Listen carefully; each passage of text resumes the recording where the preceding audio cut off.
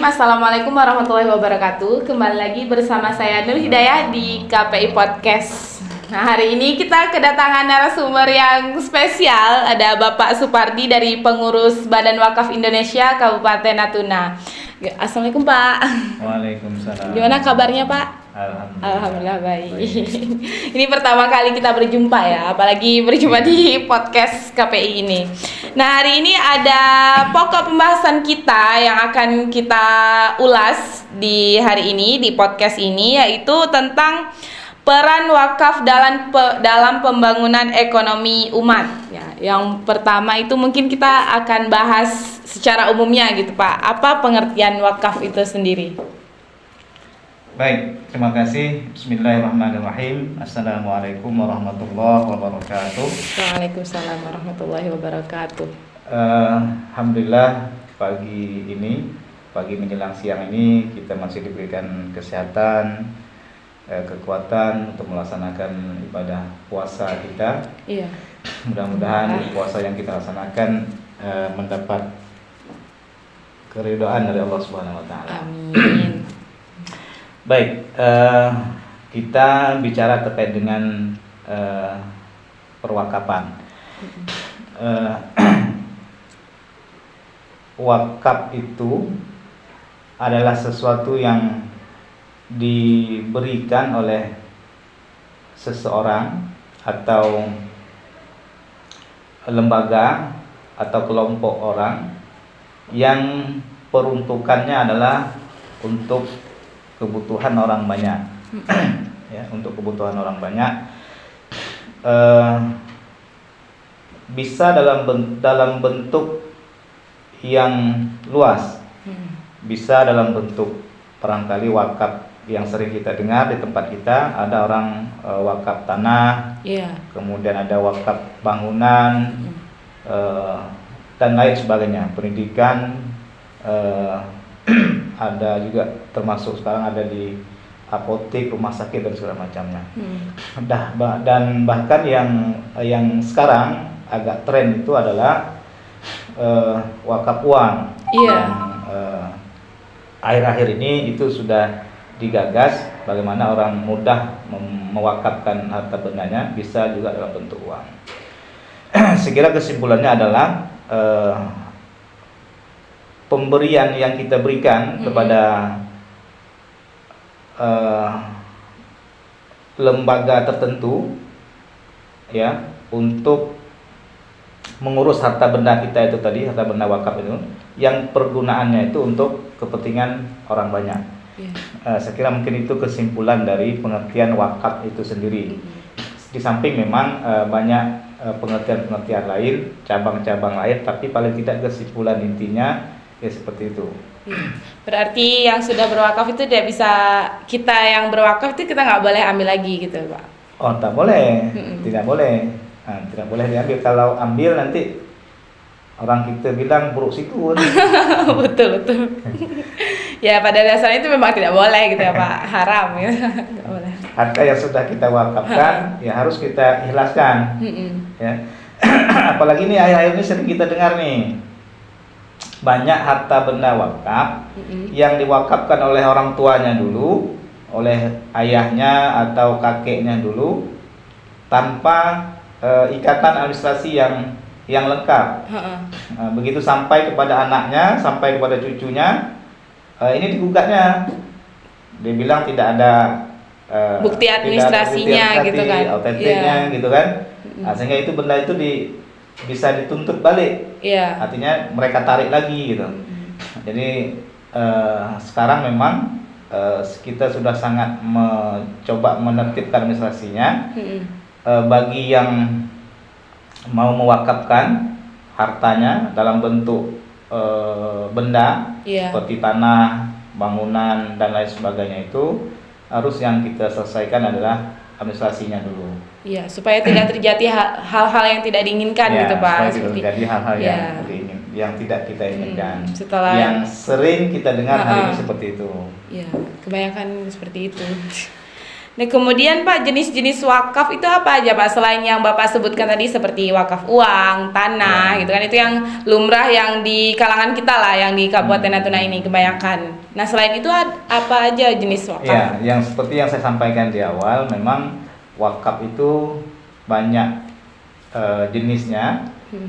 Yang paling populer di kita Natuna ini adalah wakaf dalam bentuk tanah. Dan paling sering kita dengar ya memang tanah. Hampir setiap kampung yang kita datangi, yang kita kunjungi, itu kan pasti ada warga menyampaikan kepada kita tanah itu tanah wakaf gitu kan. Ini diwakafkan oleh orang-orang tua dulu gitu. Seperti tanah untuk pembangunan masjid gitu kan ada pelangnya tanah wakaf gitu. Nah, kemudian seperti yang tadi saya sampaikan, banyak hal memang ada seperti wakaf dalam bentuk bangunan, ya, di samping tanah kan ada bangunan seperti gedung, sekolah, kemudian klinik juga, termasuk rumah sakit juga kan, masjid juga. Masjid itu biasanya yang diwakafkan tanahnya untuk pembangunan masjid gitu. Ya, untuk pembangunan masjid. Jadi masjid itu bangunan masjidnya itu biasanya dibangun dengan swadaya masyarakat atau bantuan dari pemerintah. Biasanya dibangunnya itu tanahnya yang biasanya yang diwakafkan, baik masjid, musola, surau ataupun sekolah. Kalau di Natuna ada Pak wakaf bangunan yang mewakafkan? Kita tahu belum ada, tetapi bangunan yang dibangun di tanah wakaf banyak. Gitu.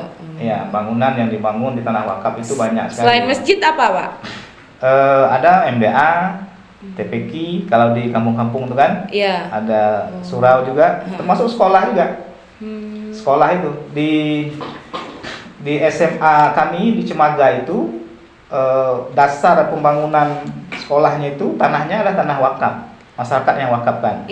Cuma memang karena administrasi wakaf itu agak sulit, maka dipermudah dengan hibah namanya. Nah, jadi administrasinya disebut dengan hibah sekarang ini. Jadi hibah kan agak mudah proses administrasinya. Jadi sebenarnya wakaf itu. Jadi untuk dasar pembangunan sekolahnya itu tanah wakaf. Itu awalnya tuh tanah wakaf, cuman administrasinya tidak ada. Kemudian untuk mempermudah administrasi, maka kalau tanah wakaf itu agak ribet ngurusnya. Agak ribet urusannya, maka diubah ke hibah gitu kan. Jadi hibah kan langsung pihak yang menghibahkan kepada siapa yang menghibahkan, atau kepada pemerintah atau kepada yayasan, langsung aja dihibahkan kepada yang bersangkutan. Jadi prosesnya lebih cepat. Jadi dasarnya adalah tanah wakaf sebenarnya. Itu ada contoh satu konkret memang di kami di Cemaga itu, bangunan SMA itu memang tanah wakaf yang bangunan intinya itu. Selebihnya baru hibah. Bukan hibah, tapi dibebaskan oleh Pemda, dibayar oleh Pemda. Selain wakaf bangunan nih Pak, ada lagi mungkin wakaf yang lain Pak, jenis-jenisnya? Wakaf selain wakaf uang, emas gitu Pak, emas bisa diwakaf? Bisa. Cuma memang di kita Natuna belum ada. Yang ada itu memang itu tadi wakaf dalam bentuk bangunan, tanah, dan wakaf uang pun sekarang sudah mulai berjalan. Sudah ada. Berarti sudah mengenal berarti ya Pak? Sudah mulai mengenal, walaupun memang mungkin belum. Sekiranya kalau di telinga kami ini masih kayak asing gitu. Wakaf uang ternyata wakaf ada uang, gitu ya. Kami sebelumnya kan nggak tahu. Biasanya kan tanah, bangunan. Sudah ada beberapa penerima manfaat itu dari wakaf uang itu yang sekarang lagi bergulir di tengah masyarakat kita. Yang kita ketahui itu untuk Natuna ini ada beberapa lah gitu kan. Kalau di tempat kami khususnya di Desa Cemaga itu Bunguran Selatan itu ada satu orang yang menerima kemanfaatan dari wakaf uang itu. Hari ini masih sedang bergulir. Biasanya kalau wakaf uang itu gimana cara penggunaannya gitu Pak? Dia tetap untuk usaha, pengembangan usaha ya, pengembangan usahanya, dan itu bukan untuk kalangan yang usaha yang besar, tetapi memang yang kecil-kecil lah, usaha menengah, UMKM seperti ya, model-model home industry. Dia jual-jualan lontong mungkin di rumah sarapan pagi kan, model-model gitu aja lah. Yang barangkali modalnya hanya sekitar 1 jutaan, 2 jutaan gitu kan. Jadi selanjutnya itu uang yang sudah diwakafkan untuk UMKM ini, untuk usaha ini nanti dikembalikan lagi atau bagaimana itu Pak? Dikembalikan. Itu seperti wakaf uang berjangka gitu ya, ada waktu, kurun waktunya gitu. Kurun waktu pengembaliannya. Ya, harta yang kita wakafkan itu kan tidak boleh berkurang. Iya. Itu kan prinsip wakaf. Betul. Jadi kalau kita wakafkan 1 juta, jadi 1 juta itu tetap utuh menjadi harta benda wakaf. Jadi ketika dipinjamkan, dia tetap harus mengembalikan 1 juta itu. Yang dia ambil itu seperti keuntungannya gitu ya Pak, hasilnya, manfaatannya. Cuma memang kita di wakaf itu tidak mengenal istilah jasa. Iya.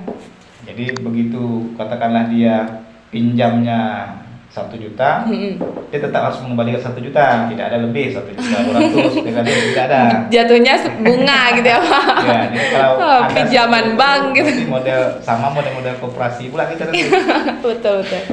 Nah, kita masuk ke pembahasan inti kita nih Pak. Apa sih peran wakaf dalam pembangunan ekonomi umat? Ya. Sebenarnya memang agama Islam ini sangat sempurna ya. Iya. Kalau saja umatnya ini, kita ini, termasuk kita lah kan, mau berkontribusi sesuai dengan kemampuan kita masing-masing, khususnya mau berwakaf terkait dengan apapun itu, saya kira ekonomi umat, ekonomi bangsa ini akan sangat terbantu sekali. Kita kasih contoh hari ini.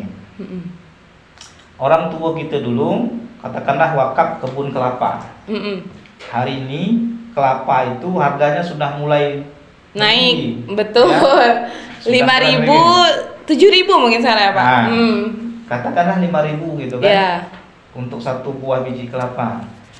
Nah, kalau masing-masing kita ini katakanlah mau mewakafkan sebagian dari harta kita itu, kalau kita punya katakanlah kebun kelapa itu 100 batang, mungkin masing-masing kita ada wakaf 10 atau 20 batang gitu kan. Itu dikelola dengan baik oleh nazirnya. Ya, saya kira memberikan kemanfaatan yang luar biasa. Jadi saya sekali lagi memberikan contoh di tempat kami Purwasatan ya. Itu kan ada kebun kelapa yang diwakafkan oleh orang-orang tua kita dulu, yang hari ini memang dikelola oleh nazir dengan baik. Itu mampu memberikan insentif guru ngaji, guru ngaji hafiz. Kami buka ngaji tahfiz itu di Cemaga itu, mampu memberikan insentif untuk guru ngajinya itu. Itu hanya hasil dari ini itu tadi. Hanya 2, kalau tidak salah saya hanya 2 kebun itu. Dua kelompok kebun yang dikelola oleh nazir itu. Nah, artinya belum semua itu dikelola. Nah, kalau memang saja hari ini itu terkelola dengan baik, saya kira lebih banyak lagi gitu. Akan sangat membantu kita, ya, akan sangat membantu umat terkait dengan kegiatan-kegiatan kita kemasyarakatan. Kan hasil dari kelapa yang kita olah, kelapa yang dijual itu kan bisa kita manfaatkan untuk apa saja. Bisa memberikan yang tadi saya sampaikan, insentif guru ngaji, juga bisa memberikan barangkali ada yang memang orang yang membutuhkan, ya kan, semacam sembako barangkali dengan masyarakat di sekitar itu kan. Nah, memang yang menjadi persoalan kita hari ini pertama itu harta wakaf belum terkelola dengan baik, ya. belum terkelola dengan baik. Kita masih mengandalkan harta benda wakaf orang-orang tua kita dulu. Jadi semangat untuk berwakaf generasi sekarang itu sudah berkurang. Kemudian yang kedua, memelihara harta benda wakaf itu yang kurang optimal kita, kurang maksimal. Contoh barangkali seperti ini, orang tua kita dulu mewakafkan kelapa, kan dari orang tua kita dulu, dari kakek kita dulu. Iya. Kan bisa jadi hari ini kelapanya sudah tinggi. Betul. Ya kan? Sudah tinggi tuh. Mungkin kalau bahasa kita enggak bisa disadau lagi, disadau deh, kan? Nah, itu tinggal nunggu dia jatuh aja lagi. Ya kan? Nah, tidak ada upaya kita untuk meremajakan kembali. Ya kan? Iya. Kan tidak ada nih. Belum ada kita dengar nazir tanam nyok. Iya, rata-rata memang wakaf yang dari dulu gitu kan, Pak. Memang nggak ada. Itu memang ada beberapa persoalan di tengah-tengah kita. Tetapi apapun itu, kita tetap bersyukur dan berterima kasih kepada nazir-nazir yang mengelola harta benda wakaf yang ada di masing-masing masjid, masing-masing desa lah. Karena memang kemanfaatannya sudah mulai dirasakan oleh masyarakat kita hari ini. Dari kelapa bisa bayar insentif. Kelapa, ya kan? Kalau kita dengarkan sepele gitu kan, Pak. Ya, kemudian contoh lagi di katanya ada sebuah tempat di Midai kalau nggak salah ya. Iya. Itu kebun cengkeh malahan. Ada kebun cengkeh yang diwakafkan oleh orang-orang di sana gitu kan. Yang itu bisa dimanfaatkan setiap tahun itu kan. Betul, ini lagi musim nih, Pak. Kalau dia buah kan, nah bisa dibantu. Berarti hasilnya itu untuk siapa, Pak? Jelas untuk umat. Kayak kalau semuanya pewakafannya gitu. itu untuk masjid, berarti dia untuk perkembangan masjid, untuk kemaslahatan jamaah yang berada di masjid. Bisa mungkin untuk merehab bangunan yang ada, bisa juga memberikan katakanlah insentif kepada pengurus masjid. Nah, hasil dari harta yang diwakafkan itu kan tergantung dari niat orang yang mewakafkan dulu. Kan biasanya kita dengar nih, ini wakaf untuk masjid kan? Berarti di luar dari masjid itu nggak boleh, berarti Pak? Iya, tidak boleh. Cuma kan pengertiannya itu kan lebih luas. Katakanlah contoh untuk kemaslahatan masjid. Kemaslahatan masjid itu kan banyak. Iya. Katakanlah orang sebelah masjid ini tak bisa pergi ke masjid, sholat masjid. Gara-gara dia tak ada ekonomi, tak cukup, makanya kan pergi mancing terus nih, atau pergi ke lain. Tak ada duit nak beli beras, kan kita bisa bantu gitu kan. Nah, bisa bantu untuk berikan sembako ke tahap apa gitu. Jadi pengertiannya itu luas gitu kan, bukan hanya tok ya atau Pak Imam saja gitu kan. Berarti menyesuaikan kebutuhan lah, Pak. Ya intinya yang berwakaf itu nggak ambil lagi gitu lah, nggak boleh. Iya, itu tak pasti itu, tak pasti. Orang yang wakaf itu tidak boleh lagi. Takut nyesal pula, Pak, lihat cengkeh dapat banyak. Itu tak hilas namanya. Itu tak hilas namanya. Belum bertekad hatinya. Nah, kalau sudah mewakafkan itu, maka apapun kondisinya yang akan datang, ya kita harus jelas. Ya kan? Jangan yang penting pahalanya tetap mengalir gitu. Tapi yang saya ceritakan tadi, bisa jadi orang tua kita dulu wakaf tanah itu di saat itu tidak ada harganya sama sekali kan. Betul, makanya diwakafkan. Anaknya dewasa. Begitunya sudah menghitung kalkulasi. Nah, besar. Sejuta nih. Hasilnya lumayan gitu kan. Jadi berubah. Ini yang juga menjadi beberapa persoalan yang ada di tengah masyarakat kita. Berarti peran wakaf ini sangat besar untuk ekonomi umat gitu ya, Pak? Sangat besar terkait dengan bagaimana membangkitkan ekonomi umat ini. Kalau tadi saya sampaikan, kalau saja memang kita ini mau bersatu padu untuk membangkitkan ekonomi umat melalui wakaf, inilah salah satu ruang bagi kita untuk membantu katakanlah pemerintah dalam membangkitkan ekonomi umat, karena memang cakupannya luas sekali, cakupannya luas sekali. Jadi untuk sebagai penutup hari ini Pak, bagaimana kesimpulan dari Bapak dan harapan Bapak untuk wakaf di Kabupaten Natuna ini? Pertama, kita tentu memberikan apresiasi kepada seluruh masyarakat Kabupaten Natuna yang hari ini sudah mewakafkan hartanya untuk kepentingan, untuk kemaslahatan bersama, kemaslahatan umat bersama. Kemudian juga berterima kasih kepada nazir yang ada di masing-masing desa, di masing-masing masjid yang sudah mengelola harta benda wakaf yang ada di masing-masing desanya. Tentu ada kekurangan terkait dengan pengelolaan itu kita butuh waktu, butuh proses untuk melakukan penyempurnaan di kemudian hari. Nah, BWI juga terus melakukan sosialisasi kepada masyarakat terkait dengan pengelolaan harta benda wakaf ini.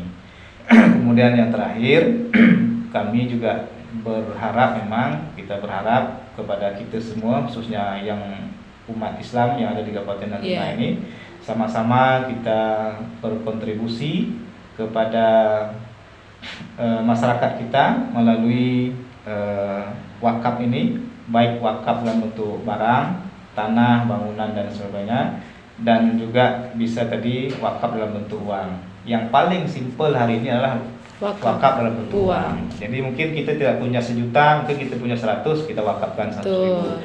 Jadi yang kita wakafkan itu tetap utuh dia. Jadi sampai kita mati pun nanti yang 100.000 itu tetap 100.000 lah dia kan. 100.000 lah dia. Nah, jadi makanya harta benda yang yang pahalanya mengalir terus itu benda-benda wakaf. Ya kan, yang kita wakafkan, yang kemanfaatannya dirasakan oleh masyarakat. Ya, dan manfaatnya itu berkelanjutan. Memang, harta yang kita wakafkan itu tidak pernah berkurang sedikit pun. Justru mungkin kalau kita wakaf kelapa, barangkali kelapa ada waktunya. Mungkin 30 atau 40 tahun nanti dia mati. Kalau tidak diremajakan kembali akan habis dia. Betul. Ya kan? Tapi kalau uang tadi, kalau tidak diselewengkan oleh pengurusnya, tetap utuh gitu kan, sampai selama-lamanya gitu Pak. Jadi seperti itu. Jadi memang sekali lagi kita mengajak kepada seluruh rekan-rekan, kawan-kawan, mari kita berkontribusi kepada masyarakat kita, khususnya melalui perwakafan ini. Yang paling simpel sekali lagi adalah wakaf uang. Barangkali kita punya sedikit, 100.000 atau 200.000, kita wakafkanlah. Saya kira mungkin itu. Terima kasih banyak Pak atas waktunya yang sudah diluangkan untuk kita pada hari ini. Dan untuk teman-teman semuanya, terkhusus masyarakat Natuna, mari kita berwakaf karena manfaatnya itu sangat luar biasa itu dan berkelanjutan ya, untuk pahala kita juga supaya mengalir gitu. Dan untuk wakaf yang paling simpel dari narasumber kita itu tadi adalah wakaf uang. Sekian kita punya, kita wakafkan dan itu bakal utuh sampai selama-lamanya dan manfaatnya itu berkelanjutan. Terima kasih kepada Bapak sekali lagi dan sampai jumpa kita di podcast selanjutnya. Saya Nur Hidayah, pamit undur diri. Wassalamualaikum warahmatullahi wabarakatuh. Waalaikumsalam.